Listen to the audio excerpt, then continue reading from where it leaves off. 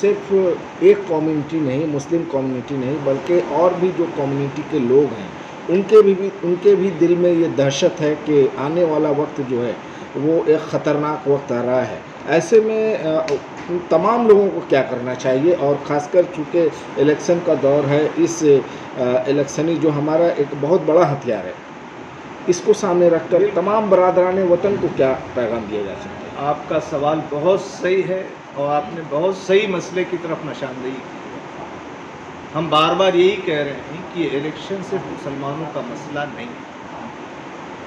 ये देश में क्रिश्चियंस हैं, आदिवासी हैं, दलित, गांधीयाई ख्याल के लोग, लेफ्ट ख्यालात के लोग, अलग अलग तहजीबों के लोग हैं, और सब लोगों को ये लग रहा है कि ये जो फ़िरक़ा परस्त सियासत है, ये नफ़रत की जो सियासत है, ये लोग आहिस्ता आहिस्ता इस मुल्क को, यहाँ के समाज को तबाह व ताराज कर देंगे। इसलिए देश में जो शहरी हैं, सिविल सोसाइटी, उसके इत्तेहाद की ज़रूरत है।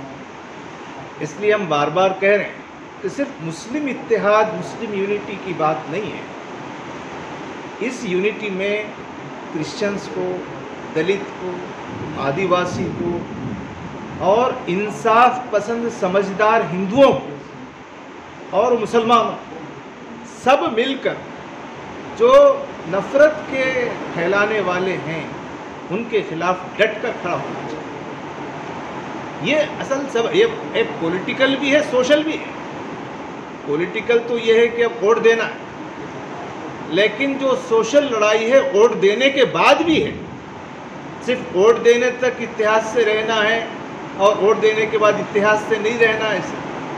ये जो नफ़रत की सियासत है वो नीचे ग्रास रूट पर फैल गई। इसलिए जो हिंदू, मुस्लिम, दलित, सिख, क्रिश्चियन, आदिवासी, गांधीयाई, इंसाफ पसंद हिंदू, इन सबको मिलजुल कर वोट देने के बाद भी समाज की बेहतरी के लिए आने वाले 5 साल तक काम करना पड़ेगा। ये जो जहर है नफ़रत का वो बहुत फैल गया।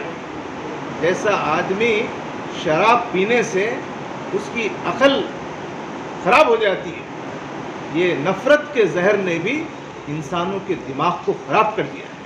इसलिए हम सबको मिलकर वोट देने की सियासत अलग है, लेकिन समाज की इस्लाह की तरफ सब मिलजुल कर काम करने की ज़रूरत है। आज ये बड़ी बदकिस्मती की बात है कि नफ़रत के जहर ने समाज को बहुत ख़राब कर दिया है, लेकिन इसी के अंदर खुशकिस्मती की बात यह है, हालिया द हिंदू डेली न्यूज़पेपर की तरफ से सर्वे किया गया था, जिसमें ये बात पूछी गई कि देश किसका है, यहाँ के रहने वालों में किसका है। तो सब लोगों ने यही कहा कि देश यहाँ के तमाम शहरियों का है, हिंदुओं का भी है, मुसलमानों का भी है, सब शहरियों का है। तो इन्होंने नफ़रत फैलाने की, दूरियां पैदा करने की पूरी कोशिश की, लेकिन हमारे समाज में, भारत के समाज में इतनी ताकत है कि वो इस कदर मुतासिर नहीं हुआ है। तो उसमें रोशनी, वो रोशनी यही है कि हम ग्रास रूट लेवल पर हिंदू, मुस्लिम, सिख, दलित, इनका सोशल इंगेजमेंट हो। सिर्फ पॉलिटिकल इंगेजमेंट काफ़ी नहीं है। एजुकेशन के लिए, शराब के ख़िलाफ़, सट्टे के ख़िलाफ़, एड्स के ख़िलाफ़, प्लांटेशन के लिए, समाज में कचरे की सफाई के लिए, यानी समाज में तालीम के लिए। तो समाज में इन तमाम महाजों पर हम सबको मिलजुल कर रोज़ाना हम काम करें, बेदारी लाएं, तो फिर ये लोग कामयाब नहीं होंगे, और ऐसा होगा इंशाअल्लाह।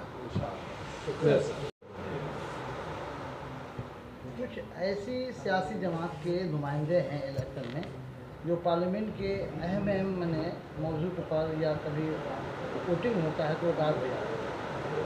जैसे 3 जिला का मामला हुआ, 70 का मामला हुआ, ऐसे बहुत सैकड़ों पार्टी जिनको हम वोट देते हैं कि जाकर वहाँ जाके या तो खामोश रहते हैं या तो वॉकआउट कर जाते हैं।